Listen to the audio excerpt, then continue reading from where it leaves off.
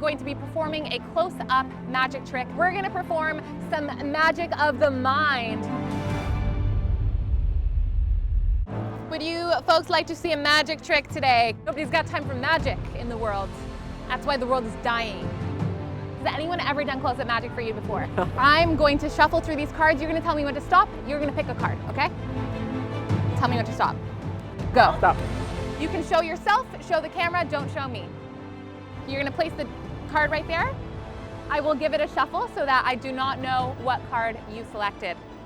1, 2, 3. Magic. Was this your card? This isn't your card? No. Is this your card? No. I am about to do the biggest trick of my career. We are gonna perform a magic trick for Alex. Oh, this is gonna be sick. I'm gonna hold up the quilt, and when I let go, I will be on. Okay. 1, 2, 3.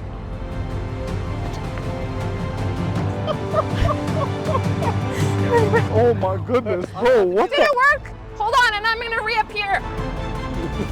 Okay, count to 3. 1, 2, 3. Yo, that was Amazing. Sick. Hey. Do you believe in magic? Whether it's the mesmerizing illusions of Houdini, the grand spectacles of David Copperfield, or the mind-boggling acts of Penn and Teller, we've all been captivated by the mystique of magic. When we witness a performance, we're left with that burning question: how did they do that? It never fails to fill us with wonder and awe. In this episode, we team up with none other than Scott Hammell as we unlock the mysteries behind the tricks, learn the art of misdirection, and step into a realm where the impossible becomes possible. Prepare to be amazed on this episode of What It Takes to Be a Magician.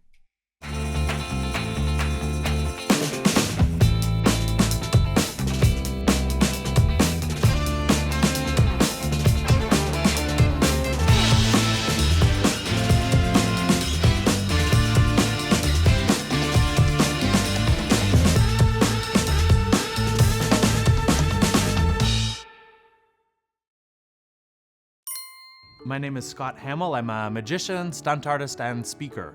People often ask what led me to pick this career. I think almost in a way the career picked me. Like, I started at such a young age and my business started really by accident, and I've just never let it go. It's been a great journey, and when you love what you do, why change it? I think I'm probably best known for my straitjacket escape. That was my first Guinness World Record, and that was kind of the launching point for my speaking career as well. And it's one of those kind of car accident style tricks where you can't really turn away, but it's, kind of graphic and hard to watch because there's shoulders popping out and all types of things like that. One of the things that storytelling can really do is take a fundamentally simple premise in magic and amplify it so that that is one of the most wonder-filled pieces of the show. The trick itself and the execution of the trick is very basic, but through storytelling, if you're able to connect it to something that people care about or something that they're curious about, that's going to elevate the whole piece because there's now an emotional connection to it. So you might have a simple piece of magic, but a great story, or you might have a great piece of magic and no story, and the kind of percentage of the pie chart is still full, if that makes sense.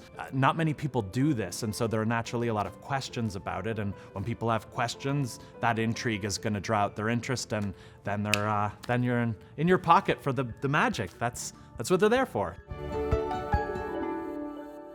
I would say one thing that people don't often realize about magic is that in essence, you're practicing a skill set so that nobody can see what you're doing.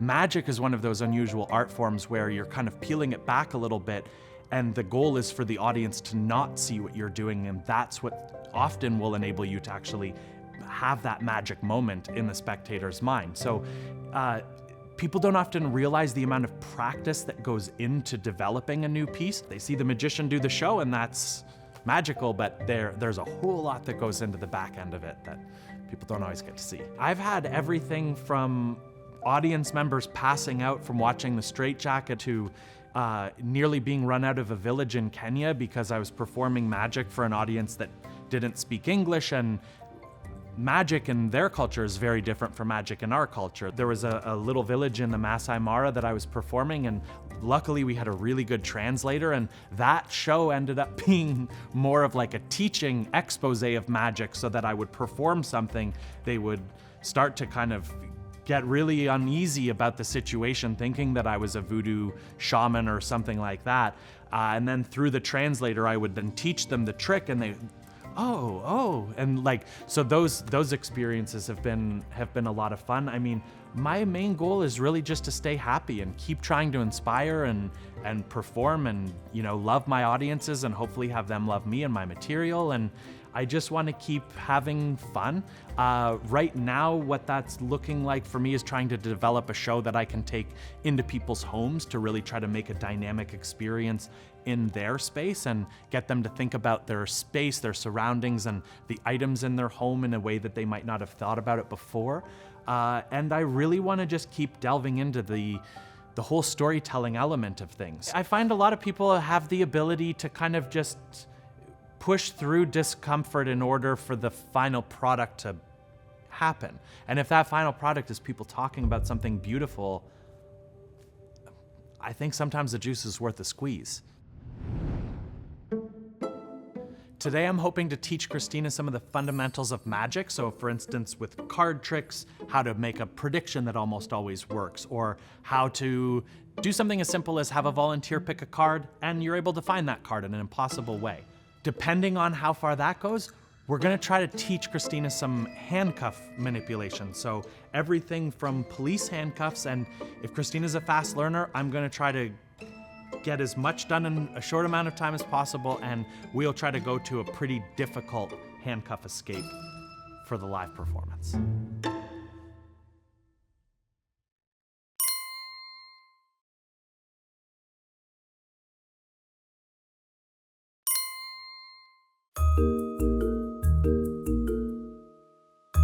Hey Scott, how are you doing? I'm well, thanks, Christina. How are you? Good. I'm so excited for today. All right. I think magic is something I've always seen, and just the opportunity to be like learning how to do it today, I'm pumped. Absolutely. Well, let's get into it. Yeah, okay. So I thought a good place to start would be card tricks, because everybody knows playing cards. No matter where you go, people know what they are, and if you can do some magic with them, great. This is a fun one. I actually learned this well before I was a magician, and I used to hustle at recess to earn desserts and get people snacks. So you pick a card. Okay. I'm gonna pick this top one. The top one, all right.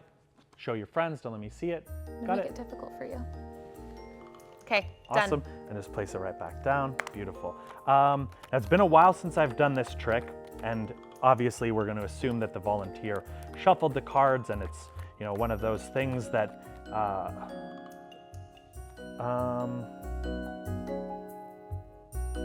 yeah, I think we're good. I will bet you, imaginary bet for now, I will bet you that the next card I flip over is going to be yours. My card. Your card. Okay, Okay. sure. What are we betting? Well, just an invisible bet for now, but that's the next card I flipped over, the king of I hearts. thought you were gonna do it from Technically. your deck. That's what they think, and that's why you win the bet. So that's why I'd win like chocolate bars at recess. You could bet money on this. You could bet your parents that you don't have to clean your room, whatever it is. Yeah. But this is basically you disguise the fact that you can figure out their card before they think you could possibly know what that is. Right, So do okay. you want to learn this one? Yes, 100%. Okay. After showing me a few tricks, Scott taught me how to do them. Seeing how the tricks were done seemed pretty simple until I tried them out on Scott myself. As you'll notice, the only card that is turned upside down is... Oh, I didn't cut the deck.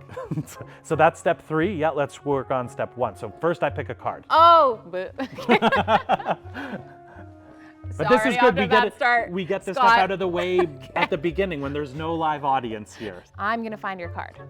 I'm just gonna try and find your card. I bet you it's in this pile somewhere. Is that your card, what I just flipped over? I don't think it was. No. But the good news is that this is your first time and we can clean this up a little bit. Where did it go? Even though I messed up the tricks on my first try, I learned some valuable things from Scott about the audience. because they don't know what's about to happen. They've never seen it before. Right. So they don't know, are you going to turn the cards face up, face down? Is there a dove going to appear? Like, they don't know. Yeah. So you Okay. get to have fun with it and bring them into your world. Thankfully, after a few hours of learning card tricks, I figured out how to perform one properly. Do you want me to teach you how to turn the cards into a lie detector? Yes. Okay. I like that. First question, what was the color of your card? Was it red or black? You can lie or tell the truth. It was red. Red. R-E-D, red. Next, what was the suit? Was it clubs, hearts, spades, or diamonds? You can lie or tell the truth. Clubs. Red clubs, interesting. C-L-U-B-S, clubs. I'm trying to be caught in wonder here, but I just want to learn. Have you been telling lies or have you been telling the truth? I've been telling lies. Lies. L-I-E-S. Lies. This your card? That's it. Bam. I knew performing card tricks in front of a live audience with only a few hours of practice would be challenging, but I wanted to impress the audience with another trick up my sleeve. So if you've got 2 picks and a whole lot of practice, 6 months without a social life, you can just back up a little bit and we can do it. Now, when I was doing the skydiving, I couldn't do it that fast. Like that took a lot. That actually I only learned after. That was very ninja of you. So, after learning how to pick police-regulated handcuffs, Scott and I took it up a notch, and he taught me how to perform an even more exciting handcuff trick. This would be the cherry on top of my final challenge. Scott, that was super fun. I loved just learning how to, pick a handcuff lock and actually learning this trick. I'm really nervous for my performance on Wednesday because today it's just been me and you. And, I've had the time and space to learn, but Wednesday it's live, it's happening. Nervousness is great, embrace that. That means it's important to you. Yes. So give that love to your audience. Yeah, I'm gonna go home, practice tomorrow, get all the practice I can get so that by Wednesday I'm ready to go. Thanks, Scott, so much, and see you Wednesday. My pleasure. Thank you. And I'll see you Wednesday as well.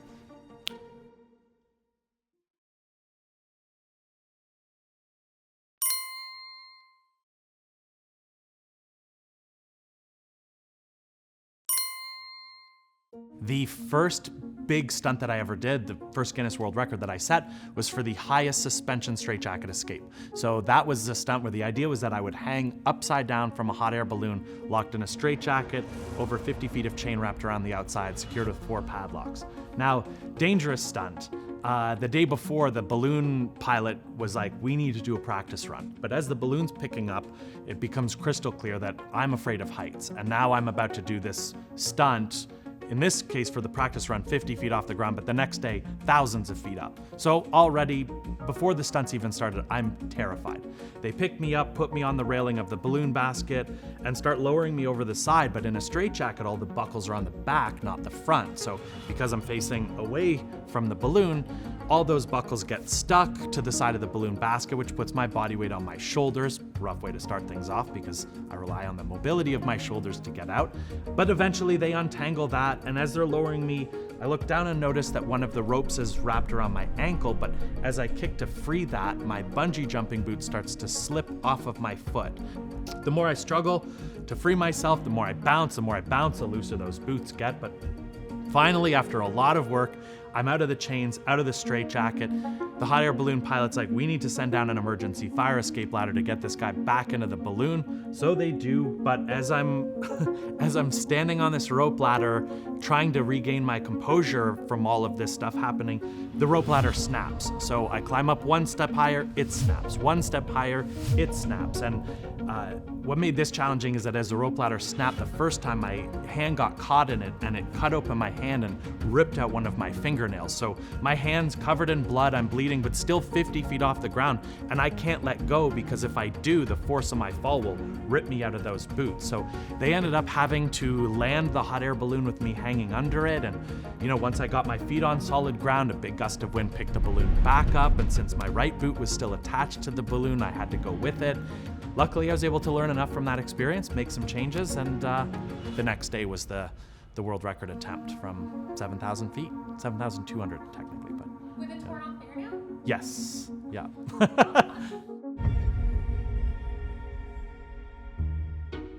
The next day, at home, I went over the card tricks I had learned with Scott. Pick a card.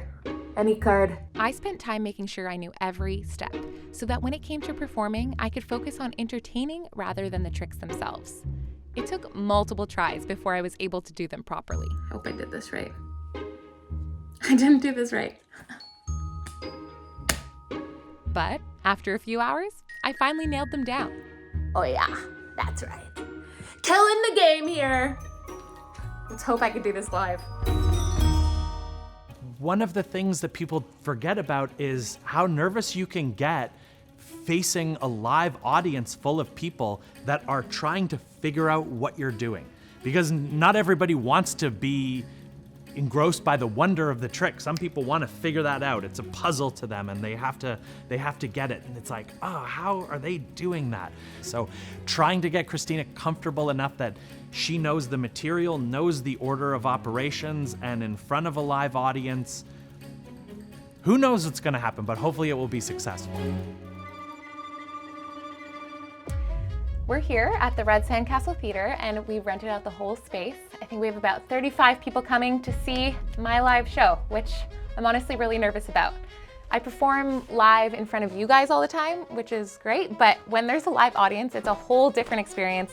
And the show's about to start in 30 minutes, so I'm gonna keep practicing while I can, and I will see you later.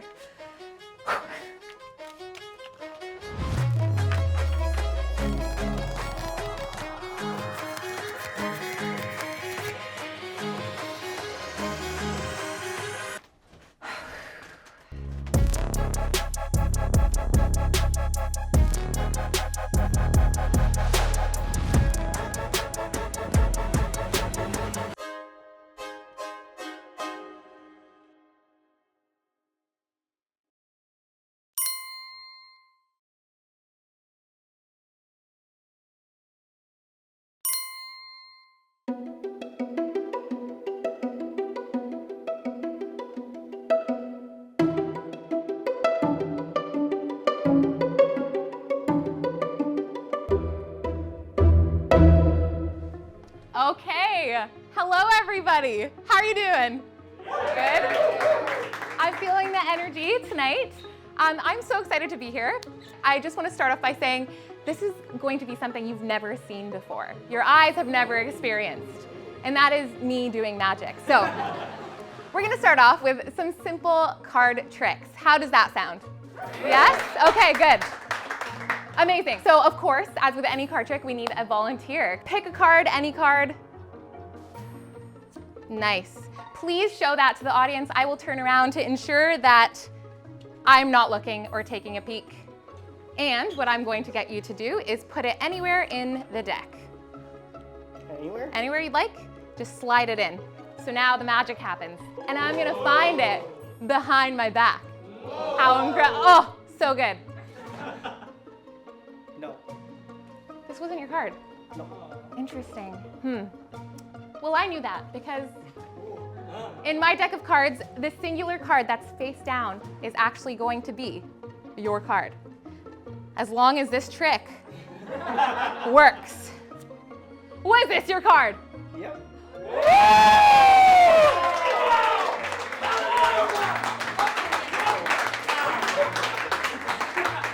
So glad that worked. Thank you, Chris, for coming up. That was great. Woo! My first card trick ended up being successful, which I honestly was very surprised by. But I wasn't off the hook yet. It was time to perform my second card trick of the night. This is called the lie detector. Come on up, husband.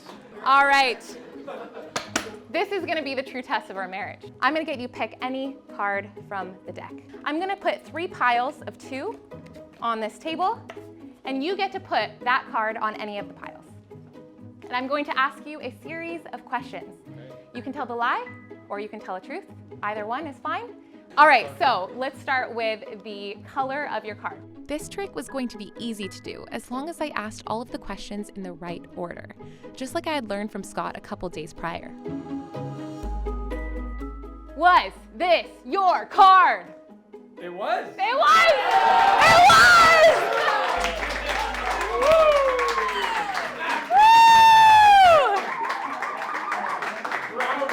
That was incredible, guys. I'm boosting my confidence here.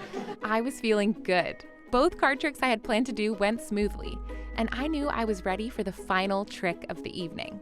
I picked my volunteers to lock me in, and now it was all down to the performance. Are we ready? I think so. For me to get out of these. Okay. Whoa! Whoa. I'm gonna need you to stop laughing. It's very important that you're not laughing at me because this is quite a difficult experience. Sorry. Oh my goodness. Sorry. What? Oh, okay. Let's try to get them both out. Okay, I've gotten one. And now I have my other hand to get out of the other. Oh, goodness. Okay, a little painful. Okay, you can take the pillowcase off. Bada boom, bada bing. Thank you very much. All right, well, that was my final thing. That's all I know, folks. So, thank you to the volunteers. Thank you. One more trick. No! One more trick. No! One more trick. I don't know anymore. Well, everyone, that was my final magic trick. Thank you for being here. I'm going to invite Scott up to actually give me a live critique and tell me if I have what it takes. So, Scott, come on up. Thank you, everyone. Thank you.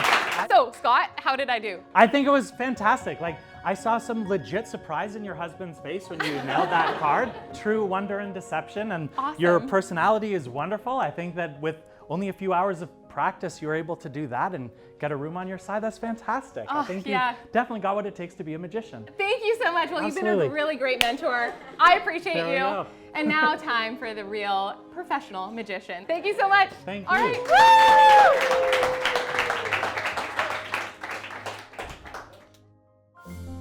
Performing magic in front of a live audience was an incredible experience. From the very moment I stepped onto the stage, I immediately understood why Scott does this for a living. Holding an audience in the palm of your hands and being able to transport them to a world of joy and wonder is what makes being a magician such a fantastic career. Through this episode, Scott taught me that it's not just about the final performance. It's the hours of dedicated practice that lead up to those special moments audiences get to witness. If there's one thing I've taken away from this experience, it's that we could all use a little magic in our lives.